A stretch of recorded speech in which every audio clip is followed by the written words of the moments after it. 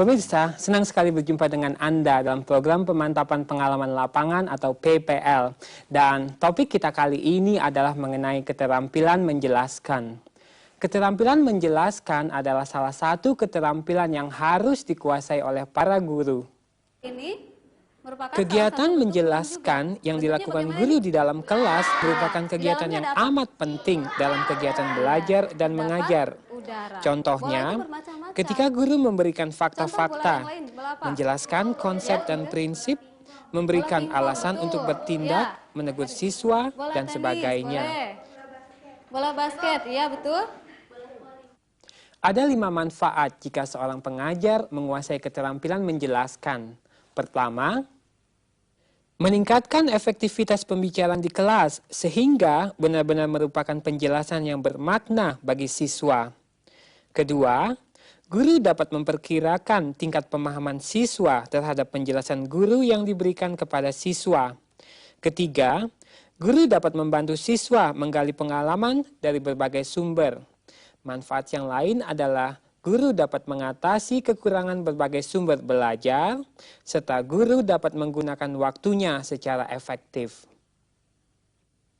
Ada 5 tujuan kegiatan menjelaskan, yaitu pertama, untuk membantu siswa memahami berbagai konsep, hukum, dalil, dan sebagainya secara objektif dan bernalar. Tujuan yang kedua, membimbing siswa dalam menjawab pertanyaan mengapa yang muncul tidak hanya di dalam kelas, tetapi juga di luar kelas. Tujuan ketiga adalah membantu siswa dalam memecahkan masalah secara lebih sistematis. Tujuan selanjutnya adalah memperoleh balikan dari siswa tentang pemahamannya terhadap materi yang telah dijelaskan. Dan memberikan kesempatan kepada anak untuk menghayati proses penalaran dalam penyelesaian ketidakpastian. Kini, mari kita simak adegan berikut. Anak-anak, setiap hari kita memerlukan makanan. Makanan yang kita makan tidak perlu yang mahal-mahal. Kita dapat saja makan makanan yang sederhana dan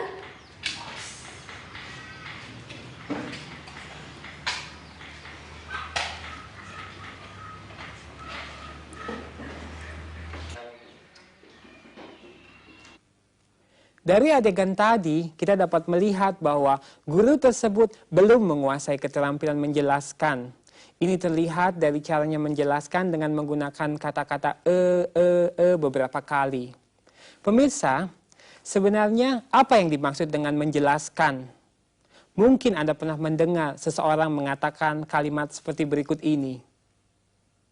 Saya menjelaskan kepada teman saya betapa menakjubkan peragaan busana semalam.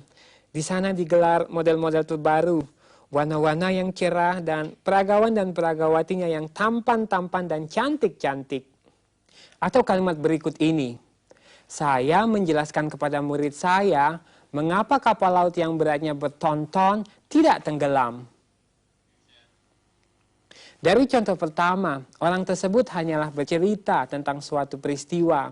Tapi pada contoh kedua, orang tersebut berusaha mengorganisasikan isi suatu pelajaran ke dalam suatu urutan yang terencana dan baik yang dihubungkan dengan peristiwa alam. Dalam kegiatan menjelaskan, terdapat beberapa komponen yang dikelompokkan menjadi 2 bagian, yaitu perencanaan dan penyajian. Perencanaan mencakup penyiapan materi yang sesuai dengan kemampuan murid.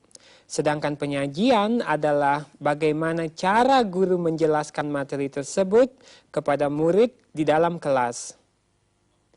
Ada 4 komponen dalam penyajian penjelasan, yaitu komponen pertama yaitu kejelasan, yang antara lain dapat dicapai dengan menggunakan tata bahasa yang baik dan benar. Komponen kedua yaitu pemberian contoh atau ilustrasi yang nyata yang akan membantu siswa dalam memahami penjelasan kita. Sedangkan komponen ketiga yaitu pemberian penekanan dengan maksud memberikan pusat perhatian. Dan komponen keempat memperoleh balikan dari siswa yang dapat membuat guru melakukan penyesuaian dalam penyajiannya. Kejelasan ini dapat dicapai dengan beberapa cara. Pertama, menghindari pemakaian kata-kata yang tidak perlu dan ungkapan-ungkapan yang meragukan. Kedua, menjelaskan arti istilah asing. Sekarang kita lihat dulu adegan berikut ini. Anak-anak, program KB digalakan oleh pemerintah. Nah, mengapa digalakan pemerintah? Karena program KB di sini tujuannya untuk mengendalikan jumlah penduduk. Jumlah penduduk perlu dikendalikan sebab natalitas lebih besar dari mortalitas. Bu, Ya? apa sih artinya natalitas dan mortalitas itu, Bu? Oh iya. Baik. Natalitas dan mortalitas itu berasal dari bahasa Latin. Natalitas memiliki akar kata natal. Natal berarti lahir. Sedangkan mortalitas mempunyai akar kata mortal. Mortal artinya fana atau mati, ya. Nah, jadi mortalitas berarti kematian. Bagaimana, Ika? Sudah jelas, Bu. Iya. Cara ketiga adalah dengan memanfaatkan waktu diam. Dengan memanfaatkan waktu diam, kita dapat mengetahui apakah keterangan yang kita berikan kepada siswa sudah dapat dimengerti oleh mereka. Dengan memanfaatkan waktu diam, kita juga dapat menarik perhatian mereka. Anak-anak, penyakit TBC dapat menular kepada orang lain. Penularannya dapat terjadi apabila orang yang berpenyakit TBC itu batuk atau meludah di sembarangan tempat.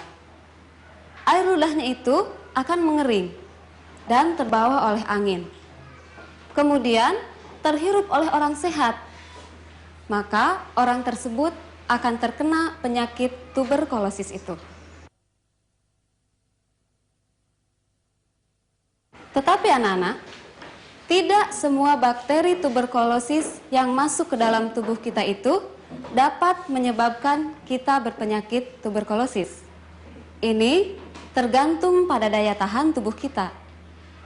Cara keempat adalah menghindari penggunaan ungkapan yang membingungkan.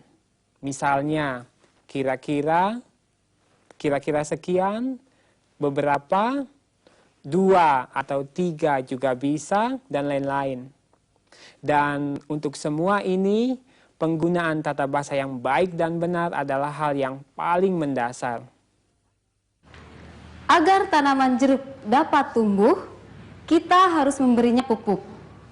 Anak-anak, pupuk yang kita berikan jangan terlalu banyak dan jangan terlalu sedikit, tetapi 20 gram saja.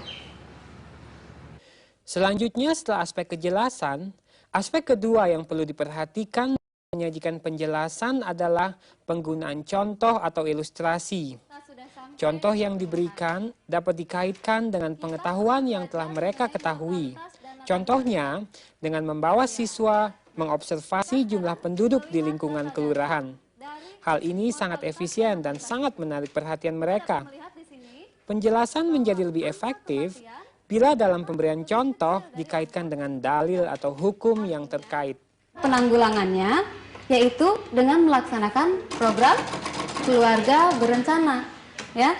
Nah, program keluarga berencana itu sekarang sudah digalakan oleh pemerintah untuk mengatasi masalah ini. Nah, sekarang sudah lebih paham ya, anak-anak? Sudah. Iya, baiklah kalau begitu bagus. Ada 2 pola efektif dalam pemberian contoh, yaitu pola induktif dan pola deduktif. Dalam pola induktif, contoh diberikan terlebih dahulu dan dari contoh tersebut ditarik kesimpulan umum atau dalil. Sedangkan dalam pola deduktif, diberikan suatu dalil dan dalil tersebut diperjelas dengan contoh-contoh.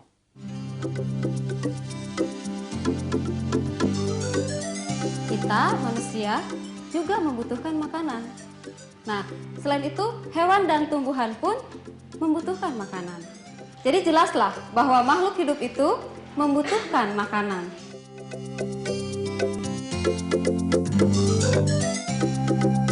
Anak-anak, badan kita akan tumbuh sehat dan kuat jika kita melaksanakan pola makan 4 sehat, 5 sempurna. Dengan mengkonsumsi 4 jenis makanan, badan kita sudah sehat dan akan menjadi sempurna jika ditambah 1 jenis yang lainnya. 4 jenis makanan sehat itu ialah 1. Nasi. Yang kedua, lauk pauk. Yang ketiga, sayur-sayuran. Dan yang keempat, buah-buahan. Nah, kemudian disempurnakan dengan susu. Dalam menunjukkan keterkaitan antara dalil dan contoh, kita perlu menggunakan kata penghubung atau ungkapan tertentu seperti jadi, walaupun begitu, sementara itu, selanjutnya, akhirnya. Hal ini dimaksudkan tidak hanya untuk memperjelas penyajian, tetapi juga untuk menekankan adanya keterkaitan antara ide-ide. Nah, anak-anak, jadi dalam 4 sehat 5 sempurna, kita perlu memakan makanan yang terdiri dari nasi, lauk pauk, buah-buahan, kemudian sayur-sayuran, dan ditambah dengan susu. Komponen ketiga adalah pemberian penekanan. Guru perlu memberikan penekanan pada inti masalah untuk memperjelas. Hal ini akan membantu siswa dalam memahami penjelasan guru tersebut. Ada 2 sub keterampilan yang harus dikuasai guru dalam memberikan penekanan dalam penjelasan, yaitu pertama, variasi gaya mengajar, dan kedua, penyajian yang terstruktur. Anak-anak, apabila kalian mendapat luka, misalnya terkena benda tajam, kalian harus melakukan pertolongan pertama. Caranya, setelah luka dibersihkan, diberi obat merah atau merkurochrom, kemudian luka ditutup dengan plester obat, seperti Tensolas. Ingat, jangan memberi ramu-ramuan yang tidak jelas kebersihannya. Ya. Kemudian yang harus kalian ingat juga, kalian harus selalu menjaga kebersihan luka. Ngerti anak-anak? Dalam variasi gaya mengajar, kita dapat menggunakan semua isyarat kita. Misalnya, suara kita dapat percepat atau perlambat, volumenya dibuat tidak konstan sehingga tidak membosankan, mimik muka juga dapat diperlihatkan kegembiraan atau kesedihan, tergantung dari situasi atau pelajaran yang kita berikan. Dan kita juga dapat menuliskan kata-kata di papan tulis dan menunjuknya berkali-kali sehingga para siswa akan mudah untuk mengingat kata penting tersebut. Penyajian yang terstruktur dapat dilakukan dengan memberi ikhtisar atau memparafrase ikhtisar. Ini dapat diberikan di awal, di akhir, atau selama pengajaran berlangsung.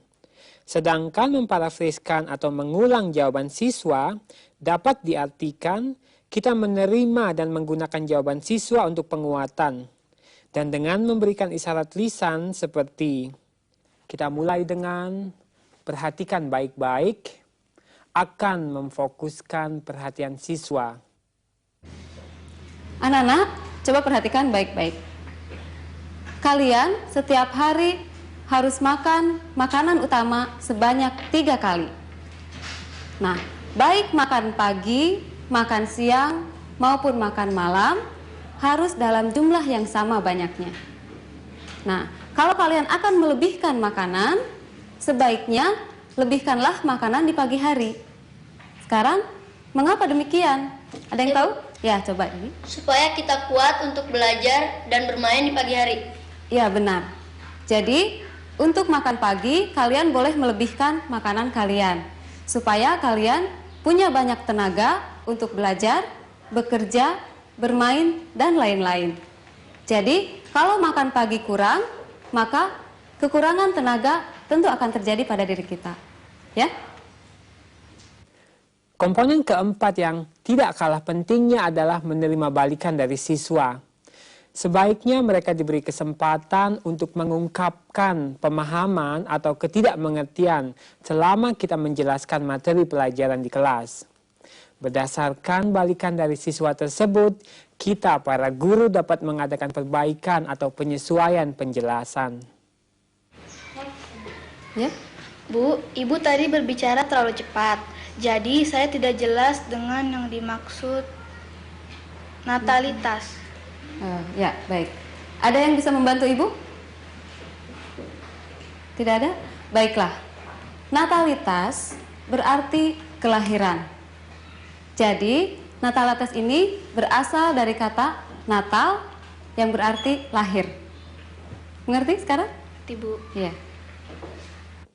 Kita dapat menggali minat dan sikap siswa. Mereka biasanya senang untuk mendiskusikan tentang minat atau kegiatan sehari-hari dengan guru mereka. Nah, bila contoh dengan penjelasan yang kita ambil dari apa yang menjadi minat mereka, hal ini tentunya akan menjadi pendorong untuk meningkatkan perhatian mereka. Sama bentuknya dengan yang tadi, dengan temu hitam, yaitu berbentuk umbi-umbian. Dan umbinya di sini, rasanya bagaimana, Jahe? Pedas.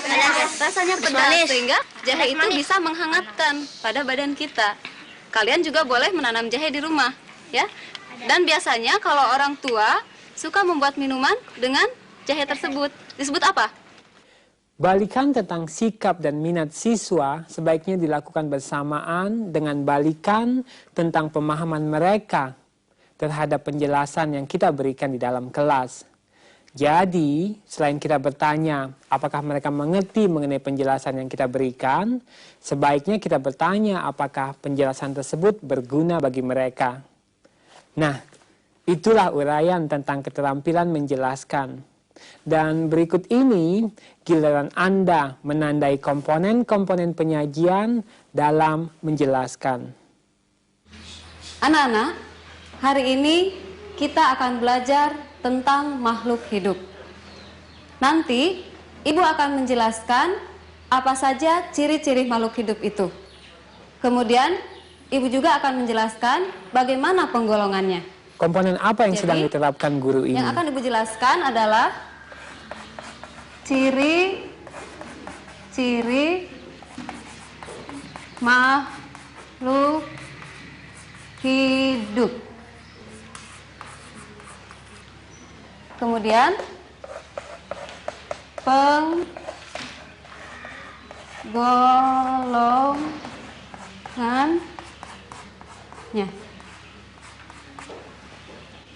Sekarang, siapa yang di rumah memiliki hewan peliharaan? Misalnya ayam, kucing, atau hewan yang lainnya? Saya, Bu. Ya, itu? Saya mempunyai seekor kucing yang mempunyai 4 ekor anak. Iya, baik. Ada yang lain? Saya, Bu. Coba, ya Resa. Saya mempunyai sepasang burung perkutut. Yang lainnya? Saya, Bu. Ya, Ari? Saya mempunyai seekor burung kakak. Iya, boleh. Masih ada lagi? Ya, Reni. Saya mempunyai 2 ekor ayam, yang satu sedang mengerami telurnya. Baik. Jadi, coba kalian perhatikan telur ayam dirami dan menetas. Kemudian, anak-anak ayamnya itu nanti akan tumbuh menjadi dewasa. Mereka membutuhkan makanan, minuman, dan membutuhkan udara. Kemudian, kambing-kambing juga atau kucing sama halnya.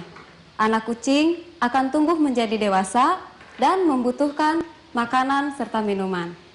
Juga tumbuhan misalnya Bagaimana pohon mengenai beringin hal yang ada ini? di halaman sekolah Komponen kita apa yang sedang juga diterapkan membutuhkan oleh makanan. guru tersebut? Bu, bagaimana dengan manusia, Bu? Ya, baik.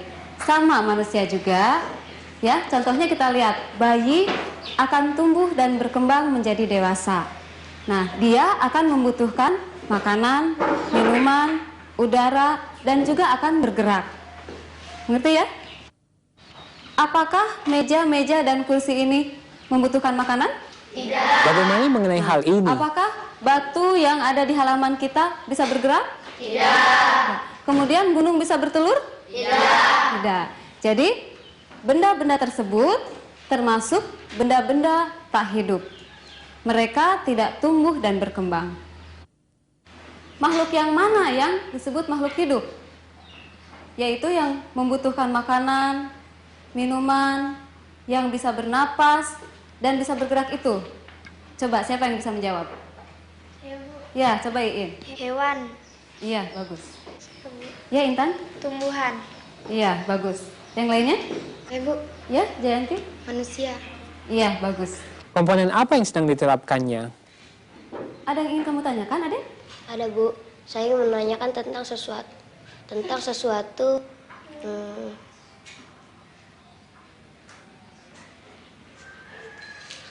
Anak-anak, semua makhluk hidup mempunyai ciri yang sama. Ada 10 ciri makhluk hidup. Coba, siapa yang bisa menyebutkan satu persatu?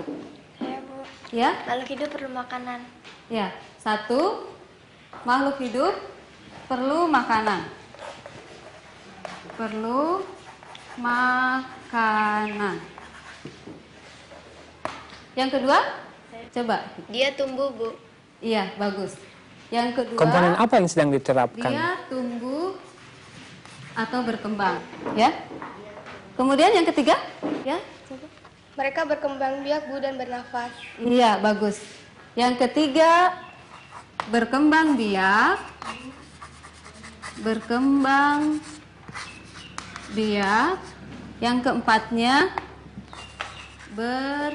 bernafas. Semua makhluk hidup membutuhkan makanan. Kita, manusia, membutuhkan makanan. Juga hewan dan tumbuhan membutuhkan makanan. Nah, apa akibatnya nanti kalau makhluk hidup itu tidak makan? Mati kelaparan, ya. Kemudian lemas, ya, sakit. Nah, kekurangan gizi, boleh. Jadi betul. Nah, jelas sekali bahwa makanan itu diperlukan sekali oleh makhluk hidup. Bagaimana Sebab dengan hal apabila ini? makhluk hidup tidak makan, maka makhluk hidup itu akan mati lemas.